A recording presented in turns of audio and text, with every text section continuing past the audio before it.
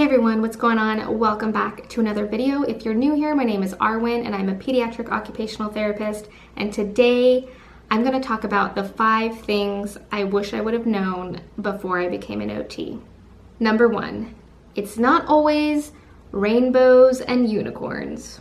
When I was an OT student, I had naive beliefs that I would be able to meet all of my clients' needs, but never considered the sacrifices of time in terms of treatment planning, documentation, using the electronic health records, utilizing resources, getting referrals, using equipment or lack thereof, and the mental and physical stress, see numbers 3 and 4, and the impact that all of that would take to help these clients meet their goals.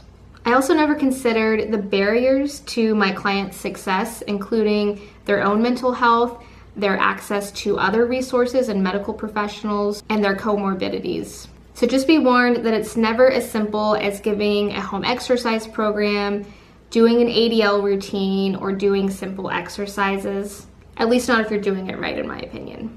Number 2, nobody knows what occupational therapy is.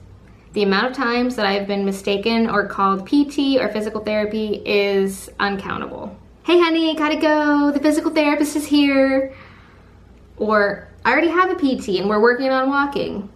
Why do I need occupational therapy? These are some of the many questions that you will most likely face and get if you become an occupational therapist, or if you are currently an occupational therapist. I know you are experiencing this. Luckily for me, it doesn't bother me, and I don't always correct people. But OTs are very passionate about their profession, and I know that they don't want to be mistaken for other therapists or other professionals, especially physical therapy, which at times can seem very similar. So just know, if you do decide to become an occupational therapist, know that you'll spend a lot of time explaining what OT is, what OTs do, and why it's very important. With that said, it's also going to be important to come up with a quick phrase or a quick slogan to help people differentiate between what you do as an OT and what others might do as a PT. I'm still working on mine, but I just thought of one right now actually as I was typing this up, and I used to say OT is like PT but a little bit better. But I don't ever want to degrade physical therapists and the work that they do and say that we're better than them, because that's not the case. We're just different. But you could say we're like PT but with jazz hands. That's so dumb. Don't say that. Number 3. There's a lot of heavy lifting. While we learn about using proper body mechanics and work closely with nurses, aides, and techs, and are sometimes able to utilize equipment, manual therapy is a big part of the job, and it can take a toll on your body. Transfers, range of motion, doing stretches, using equipment, modalities, these are all very physically demanding tasks, especially if you're a small woman like myself. So it is very important to be aware of how to implement all of these things safely. As a therapist, you're going to be working with many individuals who are trying to regain strength, relearn new skills, or modify how they've been living due to an injury, an illness, or just regular aging.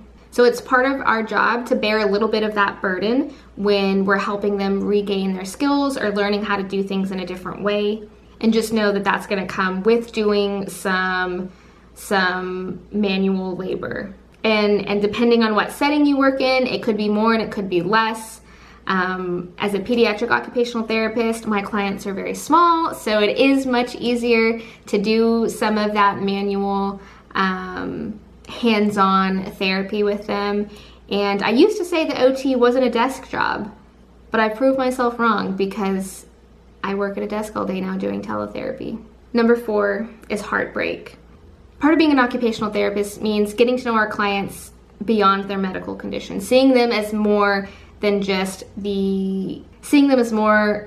list of diagnoses or medical conditions on a paper, and getting to know who they are as a person so that we can help them meet their personal goals that they want to accomplish in therapy. It means getting to know some of the more intimate details of their life, which can sometimes be devastating and heartbreaking.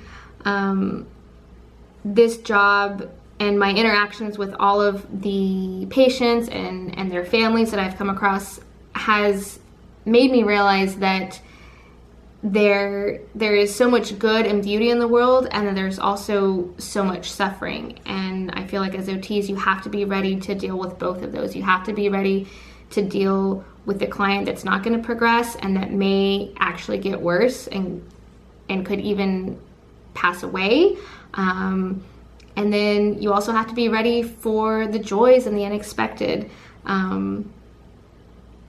And I don't think we ever consider that as naive, hopeful students, but it is definitely something that you should try to prepare yourself for if you haven't really ever thought of that. Number 5, the amount of bodily fluids that you will come in contact with. If you weren't aware already, occupational therapists work with clients during daily tasks, which includes going to the bathroom, showering, dressing. So you will most likely at some point in your career or your schooling deal with assisting people with these daily activities. And you can guess what that includes. And yes, sometimes it does get messy, but it's a part of life. It's something that everyone does and that everyone has to deal with. And I believe that everyone deserves to be able to complete these very personal and intimate daily skills with dignity and with respect.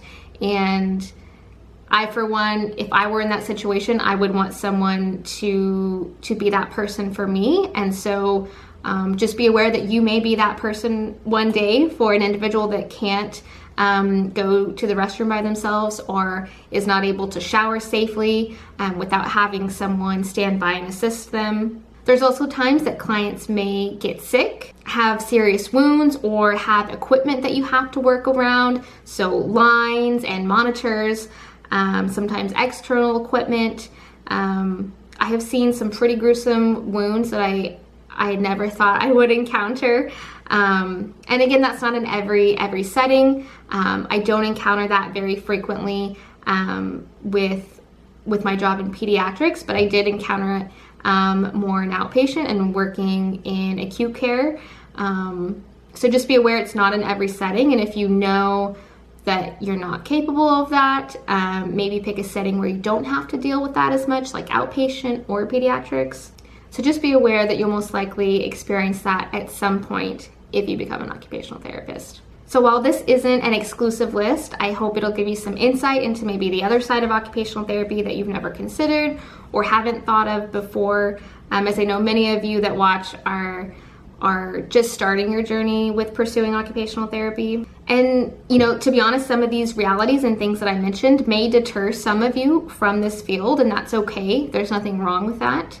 But just know that the joys of seeing someone overcome or progress or do things that they weren't able to do before usually outweigh some of the potential drawbacks that I just mentioned. So there you have it. Those are the 5 things that I wish I would have known a little bit more about as an occupational therapy student, or when I was considering going to OT school and joining this profession. I hope it gave you some insight again into a more realistic view of what occupational therapists do.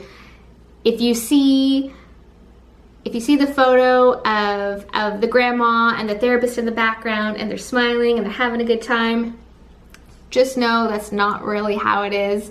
There's going to be some amazing moments, and there's going to be some often tragic moments. And as OTs, we have the opportunity to see all those joyous moments. And I think that's what makes everything worth it.